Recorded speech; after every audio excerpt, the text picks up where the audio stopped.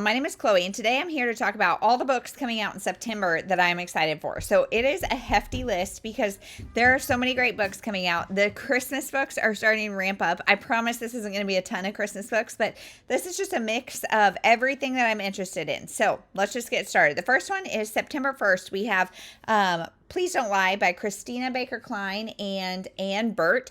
And so this one is interesting to me because this is about a woman who escapes to her family house in like the Adirondacks or something after life kind of crumbles on her. And it's a closed room thriller and, or like a locked door, she's stuck there, I think. And Christina Baker Kline wrote The Orphan Train, and at least from what I know, she primarily writes historical fiction. So jumping into this thriller is interesting. And now I know she's a UK author, so September 1st is not your traditional publishing date. And so that's the most recent date I have. As with all of these, it's going to be the most recent date I have. And so interesting. Then on September 2nd, we have Peter Pulaski Must Pay by Jen Lancaster. So this is it's about a Friday night doom crew is what they call themselves. And they are true crime enthusiasts. And then a secret kind of threatens one of their own. So the leader of the pack, the Friday night doom crew, Doom crew. There you go. That's hard to say. Her husband, I guess, is a doctor, and he's like got this pill pushing thing and like a pill mill behind the scenes. He's also cheating. So they are trying to get like revenge on this guy. However, our main character or like the leader or whatever also has secrets. And so I don't know. We'll see how that goes. I think it's like a cozy mystery, but it just says mystery, so I'm not really sure if it's like supposed to be serious or kind of satirical. Then we have Tuck Everlasting, the graphic novel. So this was one of my favorite books as a kid, like one of the required readings. This is one of my favorites. So a graphic novel adaptation, I'm really excited for that. Then we have Witchy Wood, and this is by Lia Amador, I think. Oh, her name is way down here at the bottom. So this is about a young witch that goes on a magical reality show, and she is paired with like a viral, an internet viral social media star who is known for doing like goofy things. And so he's crushing on her, but he has to like stay in character for the show. And so he's like, I'm really not this goofy, but he can't really show that. And so they need to work together to, fix spells, all this kind of stuff. It's a magical thing. So I don't know. I like reality shows. I like just like a touch of magic, not over the top, but there's that. Then we have What Happened Then. So this is a middle grade mystery about a house on a remote island. It says a house on a remote island, a broken family, and a decades old secret. So cousins are coming together in their family home because they, I think, are planning to sell it, and they are like reluctantly spending the summer there, but they find an old diary, and I think it has family secrets and all of that. So cousins working together to solve family secrets on a diary on this island. Mystery, I don't know, sounds great. Then we have Hot Desk by Laura Dickerman. And so this is a novel. It says a novel that spans decades and generations of a family in the publishing industry. So it's about two people that have to share a desk on different days of the week. So he works some days, she works some days. And then they leave each other like Post-it notes. But then the owner of the company dies, and they're in competition for his estate. And so the woman learns her mom has like a history with the owner, and she... I don't know. I think this then spans that, and I don't know. She goes to try to kind of investigate. I don't know if it's like to get her a leg up or just to know her mom better, but it says, I challenge any reader not to fall in love with this charming debut. So it's a debut. Then we have Falling Like Leaves by Misty Wilson. So this is a cover grab. I mean, I didn't actually request it, but this is just the cutest cover, and there's a lot of these. It says Gilmore Girls meets Jenny Han. Sign me up. I love both of those things very much. Gilmore Girls meets Jenny Han in this autumnal teen rom-com about a city girl stuck in a quaint small town who must confront her future and her old flame while the town prepares for an annual festival. You guys, come on. Then we have Heartwood Hotel, and this is Family Forever. This is number 5, I think, by Callie George, and we read the first 4, and it's just a really sweet, wholesome series about a mouse and her friends that live in the Heartwood Hotel, and there was like a big fire at the end of 4, and so this is 1 year later. So I actually have this on NetGalley, so we're going to read this really soon. Then we have The Last Resort, and this is by Erin Entrada Kallie, and I think does she write best-selling Newbery Medal author winner? What did she write? Did she write The Last Quintessa? I don't know. I don't think I've read anything by her, but this is about a 12-year-old girl. She's trying to be less dramatic because her friends kind of ditched her and was like, you need to tone it down a notch. And she wants to get her friends back, and her grandpa dies, and she has to spend the summer in this creepy Victorian mansion. And they decide, like, her family is deciding what to do with it, and weird things keep happening, and she's seeing her grandpa, and so her grandpa is telling her that he was killed, not that he like died naturally, and we're finding out that this is a hotel for ghosts. So there's that. Then we have Forever Ripley, and this is an old dog. His owner dies, and so he leaves the dog really to this daughter who I think is, I don't know. I mean, I think this is YA, maybe middle grade. His daughter is really struggling with bullies and all that kind of stuff. So the dog and the daughter bond. The dog is aging, and so I think the daughter like plans a bucket list for the dog, and I just love it. It's gonna be sweet. It's probably gonna tear my heart out, but so it goes. Then another middle grade, Salma Speaks Up. This is a part of a series that we really enjoyed about they're Syrian immigrants who moved to Canada, and I think this is about a girl who her best friend convinces her to enter a poetry contest, and this bully boy is like making fun of them because they both have accents, and so there's that. Then we have A Last Resort by Kristin Wollett. So we had The Last Resort by Erin Entrada Kallie, and then A Last Resort. This is an opposite attract. It says opposites attract in this debut rom-com when a real estate developer's quest for a promotion has her returning to the coastal hometown she loathes and running into her teenage crush turned golden boy. So she has to go home and help with a resort development kind of project, and she's confronted with everything that she ran away from. So her mom's an alcoholic, her high school bullies, her childhood crush, all that kind of stuff. They're there. And I think it's a romance with her ex-best friend's brother. So her and her friend are no longer, and it's her brother. Then we have Millie of the Manor. So I promise we're not going to be all middle grade, but this is a middle grade graphic novel, and it says for fans of the Babysitters Club, Kayla Miller and Terry Liebenson. So those are like big praise for me. So this is about a girl who loves mysteries, and she goes to her friend's, it's like a murder mystery birthday party, and, let's get this back to life. Okay, anyway, we're back. So this is about a gal, and she is going to this murder mystery party, but she's worried her social anxiety is going to, like, ruin things for her, and everyone is in character, and so she goes as the character of Millie Morgan, which is a scientist who's looking to clear her name.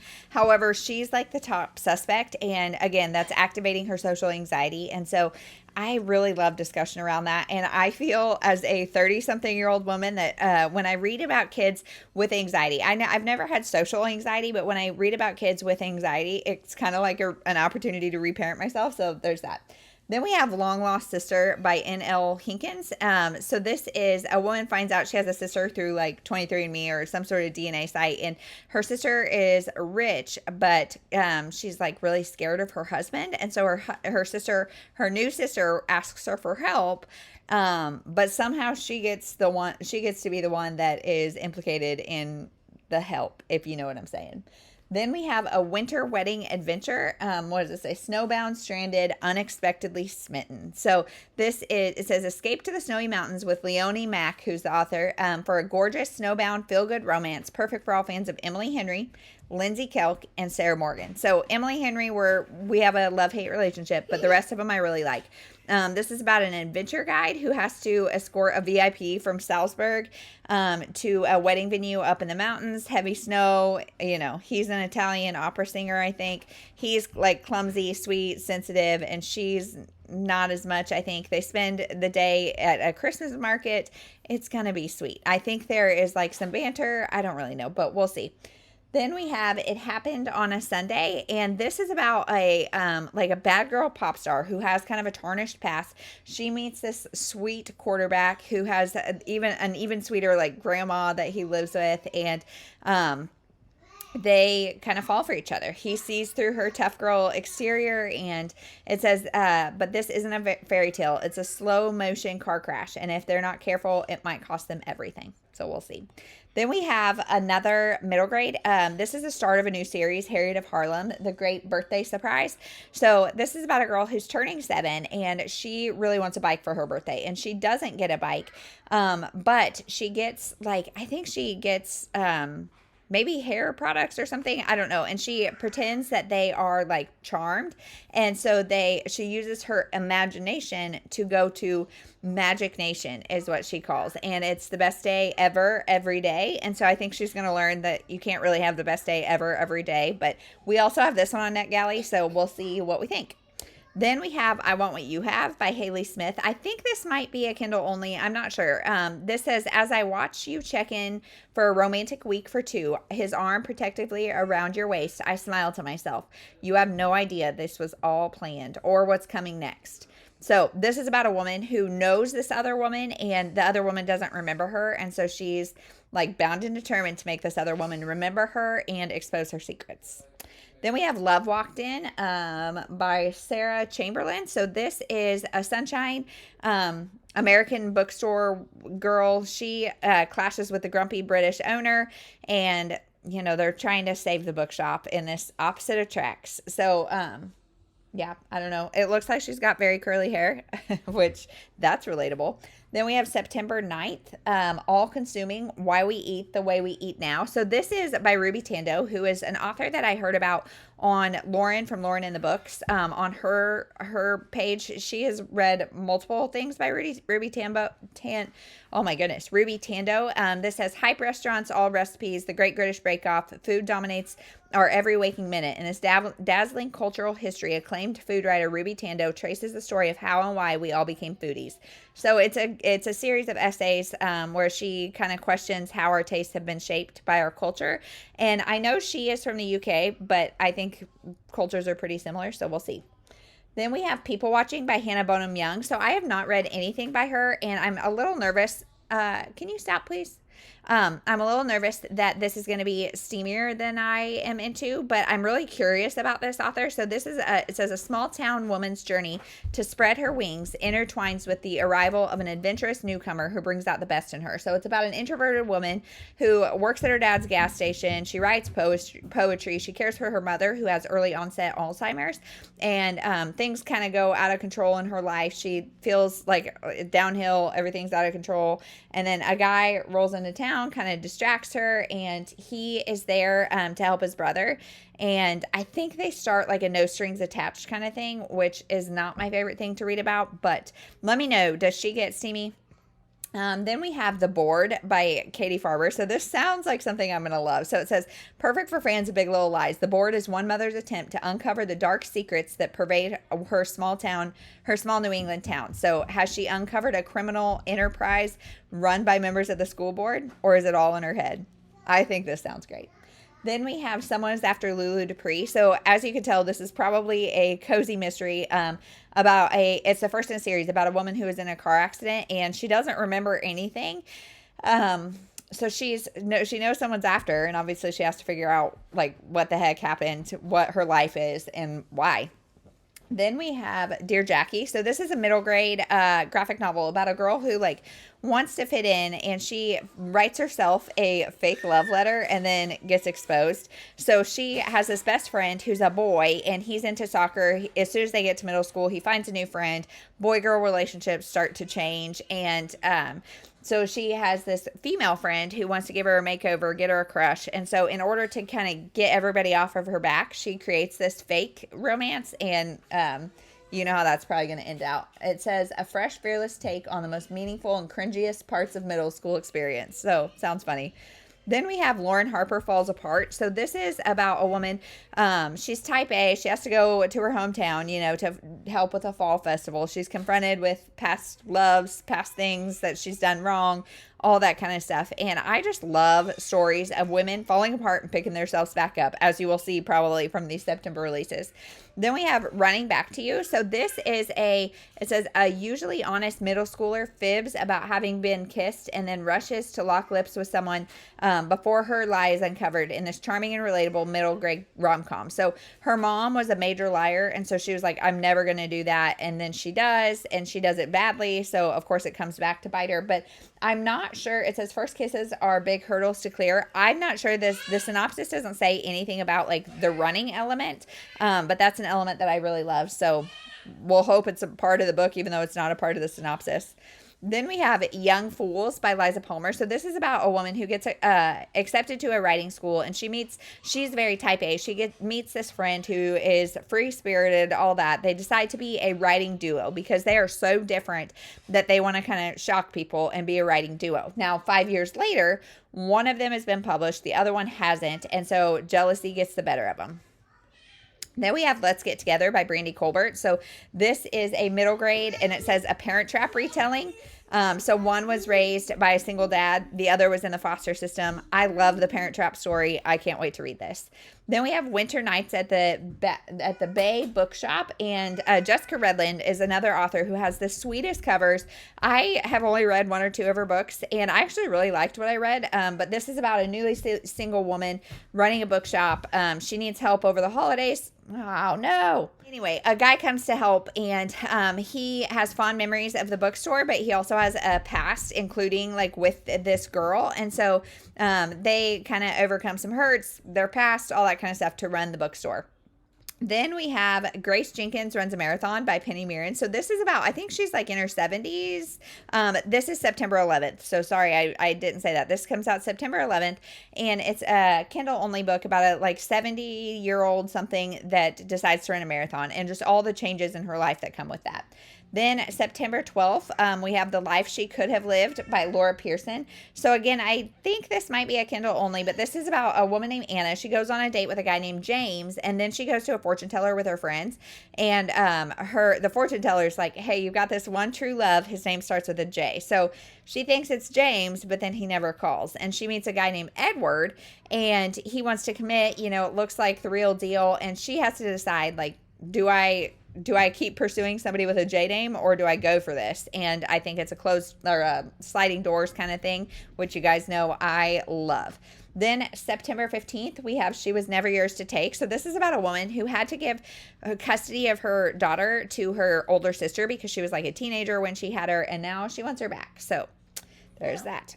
September 16th, we have The Academy by Ellen Hildebrand and Shelby Cunningham, who is her daughter. And this is the first time they've collaborated. And the synopsis, I'm not really sure. It's about a boarding school in the Northeast, and everyone gets texts like exposing their secrets.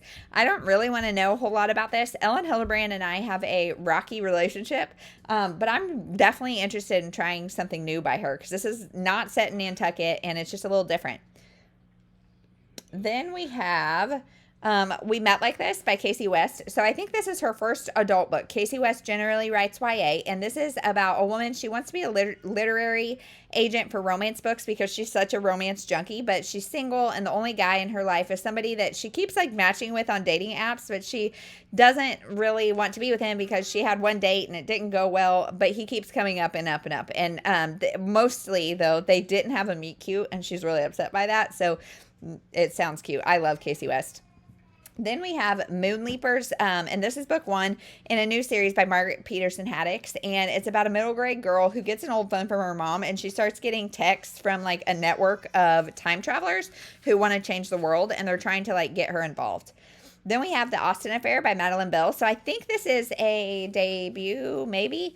It says two feuding co-stars in a Jane Austen film adaptation accidentally travel back in time to the Regency era in this delightfully clever and riotously, there we go, funny debut. So she's a TV star trying to honor her mom by doing this project because her mom loved Jane Austen, and he's a highbrow actor. He's really type A. She's kind of a mess. They have chemistry. They have to create chemistry. I don't know why my iPad is not wanting to do this video. Hold on. But it's a Northanger Abbey retelling. So there's that. We will see if I can get through this before this dies. If you could see, I got the low battery notification, but we're almost done. Then we have The Good Girls of Maple Lane. This is by Jacqueline Firkins. So this is about a woman who's on the verge of giving up on her dream to be a vet. And then a local rescue organization is like, hey, can you take this golden retriever? She says yes. The dog inspires her to open up to especially her neighbor. So this guy next door, she starts chronicling her adventures with this dog on social media, and he kind of helps her to get monetized in order to save herself, basically, because her life is in rough shapes. Then we have Holly and Nick Hate Christmas, and this is about two Scrooges who get together and obviously have a romance. So it says, when a Christmas-hating woman's brother sets her up with a fellow Grinch and it backfires, she decides to out-Christmas her date by setting up a festival battle of wills in this enemies to lovers holiday rom-com. So she was named Holly because she was born around Christmas. He's Nick. They all are working together to out-Christmas each other. Then Everything She Never Knew. So this is about a next door neighbor and best friend. Like, these women are best friends, but then one of them runs off with the other's husband, and the mom moves in to kind of help this woman pick her life back up. And she talks about the one that got away, and I'm not sure, she's obviously learning things that are going to change her life. And I know she has a daughter, so she's a single mom, and I like reading about that. Then we have The Wives of Hawthorne Lane, another one that I think I'm going to love because it's just exactly what I look for in thrillers. It says, in this twisty tale of domestic suspense, 4 neighbors become the prime suspects of a murder investigation that reveals the sinister underside of their picture-perfect community. Then we have Behind Enemy Bylines by Kathleen Fuller. So if I'm not mistaken, I think this has low ratings, early ratings on Goodreads. But it says in the mid-2000s, it's the mid-2000s, and the newspaper industry is undergoing a seismic shift when 2 journalists who work for rival papers are forced to play nice with each other, discovering the opposites definitely do attract. Then we have Other People's Houses by Claire McIntosh. So this is number 3 in her DC Morgan series, and I have read, it's following the same kind of detective. So if you want to read them in order, I think you can, but I think I've only read number 2. This is about an exclusive neighborhood where someone keeps breaking in. So there's this guy investigating that, and then DC Morgan, finds the body of an estate agent, and the cases collide, and I think there's a romantic suspense, whatever. Then September 23rd, we have Jump and Find Joy by Hoda Kotb. So I love Hoda Kotb. You guys know this. It says, combines the wisdom of change experts, insights from the latest work on resilience, and deeply personal stories from celebrities and inspirational people in our own communities. From small shifts in daily routines to major leaps of faith, Hoda shows why change isn't to be feared but celebrated, and how each of us can thrive in the midst of changes will inevitably face ourselves. So it is talking about embracing change in every season of life. And Hoda was on the Today Show 4th Hour, and she has somewhat recently left in order to take care of her kids because life just changes so quick, and I am not a fan of change, and so hopefully this will be helpful for me. Then we have I'll Be Home for Christmas by Jenny Bayliss. So Jenny Bayliss is another one. We have a rocky past, but her covers are always cute. Her premises are always cute. This is about a woman going back home who, to help in her family's cracker business or something. Her old best friend is making her heart flutter. It's a guy, and yet there's another guy too that's covering the Christmas market, like a journalist of some sort. So which is her true love? I don't know. But it sounds Christmassy and sweet. Then we have The Heartbreak Hotel by Ellen O. Clover. And so this is it's a debut about a counselor whose life is in disarray, you guys. And she asks her landlord to let her stay in her apartment for free if she rents out a bunch of properties in a B&B. So she makes it a hotel for the brokenhearted called the Comeback Inn. And of course, she's going to find love too. Then we have Time for You by Elizabeth Davis. So it says she's a first-year Minnesota resident in emergency medicine, and she rides her bike into a man who's from Scotland in 1885, and somehow they have a time travel romance. Then we have A Killer Wedding by Joan O'Leary. So this is another debut about a toxic family dynamics hidden beneath the surface of billionaire-level wealth that reads like the Devil Wears Prada protagonist played a game of Clue at White Lotus Hotel. I am so interested in that. Then we have Say It Out Loud by Ashley Shoemaker. So it says, in this heartfelt magical rom-com, a down-and-out podcaster gets a second chance at her career and love when she's cast the audio drama adaptation of her favorite paranormal romance series alongside The One Who Got Away. So she's like a 32-year-old woman. She's jobless. She's living in her dad's spare bedroom. I think her mom died. And she's like, did life peak when I was like in my teens reading this vampire series? Like, was that the best that this gets? And then she gets to audition for the audio drama adaptation of her favorite like teen vampire series. And so the co-star is a brooding actor who played Romeo to her Juliet. Like, they did Romeo and Juliet together, and it was college. There was maybe a spark, but then he disappeared, so they have to kind of rekindle their chemistry. Then we have You Make It Feel Like Christmas by Sophie Sullivan. So this is another one that I'm not sure if this is going to be steamy or not, but it says all bets are off when a single-minded photographer and a professional hockey player are forced to spend a week together on his sister's Christmas tree farm. Perfect for fans of Jenny Holiday and Maggie Knox. So I'm hoping it's going to be cute. Then September 30th, we have The Lost Story of Eva Fuentes by Chanel Clayton. So I really just picked this because of the author, because I've heard so many great things, but it's got 3 timelines. We've got London 2024, Havana 1966, and Boston 1990. And I know this is about like the 2024 timeline is about a woman searching for a book that there's only one copy of, and it's like a competition to get this book. And so she teams up with The One Who Got Away to find it. And then Havana 1966, it's about a librarian who's trying to get her husband out of jail because he's wrongfully imprisoned, but she is trying to protect a book that's been entrusted to her. And then Boston 1990, it's about a Cuban teacher named Eva Fuentes who's traveling from Havana to Harvard to rally for a Cuban independence and to work on her book. So I don't know how they all intertwine, but they do. Okay, then we've got one of my favorite authors, Rachel Linden, and then we've got The Secret of Orange Blossom Cake, and this is she does like magical realism, and she does it so good. So this is, it says, a magical cookbook in a summer on her family's Italian olive farm help a broken-hearted social media chef cook up a satisfying new life. So it's about a woman who, again, her career is in disaster, and she has to complete a cookbook by the end of the summer, and so she goes to her family's olive farm in Italy, and she's trying to find like inspiration for recipes and things, and she finds her Nana's her grandma's cookbook, and it has like powers. It only shows you one recipe at a time, and it's supposed to bring like clarity to your life, so you can't move on until you've discovered what the secret is. And so there's family secrets, including the fact that the olive farm is in trouble, so the boy next door that broke her heart when she was young helps her find answers. It's going to be a romance. It's going to be sweet. It says heartfelt, heartwarming, joyful, and uplifting. You can't go wrong with a Rachel Linden book. Hopefully I agree. Then we have Fake Skating by Lynn Painter. So this is childhood sweethearts that reunite in a hockey-loving town. The guy's nothing like she remembers. He's kind of like worshipped in this town now, and it's gone to his head, but they fake date. It gets complicated, you know. Then we have A Winter of Sweet Secrets by Heidi McCann.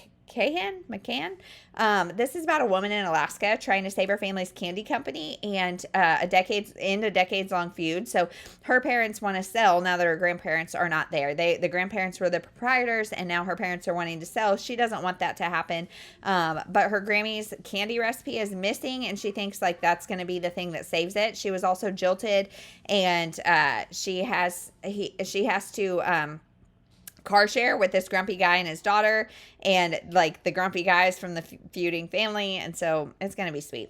Then we have Kitty St. Clair's Last Dance by Kate Robb. So Kate Robb is another author that I really have enjoyed so far. And this is about a woman that finds out that a resident at the retirement home where she works has left her a dilapidated dance hall. And so a charming developer wants to make it a luxury condos, you know, but that's not what's great for the town. It would give her the money to go to med school. And so she's like, what do I do? What do I do? And she wishes she could talk to the old lady for advice, but she does have the old lady's diary. And so she reads the diary and then wakes up in that world 50 years ago in the dance hall, and I'm assuming she's going to fall in love with it. Then we have Christmas People by Iva Marie Palmer. So this is about a woman who had her heart broken on Christmas Day many years ago, and now she's moved to LA. She's the anti-Christmas, all that kind of stuff. She's a screenwriter, and she hasn't been home since. And she has to go home, and it's a winter wonderland. She's stuck in like a Hallmark movie, basically. Her high school crush owns a bakery and loves Christmas. Her ex is all rugged, and he's there, and she has to like live out the rest of this Hallmark movie before she can like get out and go back home. So I think it's a little bit of a magical realism again, and she has to do a bake off, all that kind of stuff, and she's kind of falling for the new guy while her ex is watching. What's it going to be? I don't know. Then we have Grady Jones and the Great Detective Game. So this is about, it's a middle grade. It says Glass Onion meets Escape from Mr. Limoncello's Library. I love Escape from Mr. Limoncello's Library. It says, in this twisty, laugh-out-loud middle grade mystery about an inexperienced detective who plans to solve a local murder to achieve greatness. So this boy named Grady Jones, he's asked to solve this murder. He gets this like letter in the mail or something. But then another Grady Jones comes to town, and he thinks maybe the note was not for him. And I don't know. It's going to be sweet. I think it says he decides what's more important, to be a great detective or a great friend. Then we have The Accidental Rewrite is what this was called, but the cover just says The Rewrite, so I'm not sure which will be the final, if this is the final cover, but it's by Millie Johnson, and this is Millie Johnson's U.S. debut, and it says it combines the humor and charm of 1980s Overboard with a British flavor. So Polly is definitely surviving, not thriving. Her new boss kind of has it out for her. Her partner was cheating, and she kind of copes with all of that by writing, and her main character that she's writing is very similar to herself, and somehow she gets the chance to rewrite her own story. So again, I'm not sure if this is a touch of magical realism, but I think so. Then we have It's Different This Time by Joss Richards. So this is, again, another cover one, but this is about a second chance romance. It says a twist of fate forces two former roommates to move back to their beloved New York City brownstone and face the events that led to their estrangement and confront their unresolved feelings for each other. So if they can live together in this brownstone for a month, they get it. And you guys, you know, New York City real estate, they're like, okay. So they left on bad terms, so they're really going to have to figure things out. My battery is about to die, so we're going to see if we can get through this. Charlie Quinn, Let's Go. This is about a woman, her 30th birthday. She loses her job. You know, she gets food poisoning. She loses her boyfriend. She goes home to LA to her little sister, who wants her to just let go of the rules and say yes to things. And so she encounters her crush, all that kind of stuff. I'm wondering if this is going to be steamy too, but I'm cautiously optimistic. Then we have Deliver Us from Meltdowns and Other Real-World Prayers for Parents by Janelle. I'm not going to try to say that, but this just sounds funny. I mean, Deliver Us from Meltdowns. Amen. It's the intention, it says, is for laughter and encouragement. So I'm really interested in reading this. Then last, we have the Nannys Handbook of Magic to Magic. The Nannys Handbook to Magic and Managing Difficult Dukes by Amy Rose Bennett. So again, this is a magical realism. It says Mary Poppins meets Bridgerton in a feel-good blend of cozy fantasy magic, historical romance, humor, and Victoria-era charm. As a recent graduate of Parasol Academy, exceptional nannies and governesses find her supernatural abilities are little help when it comes to falling for the shy, mysterious inventor who happens to be her employer. So he's got 3 kids, and she accidentally teleports there. She needs a job, so she starts taking over. He's been through a bunch of nannies because things are weird, and he needs peace. She's a little chaotic. I don't know how this is going to work out, but I'm assuming it's going to be funny. So the iPad made it. We went through that list pretty quick, but there are a lot of really good books coming out in September. So let me know which ones sound exciting to you. Let me know if there's any that I missed. And that's it. We'll see you in the next one. Thank you so much for watching.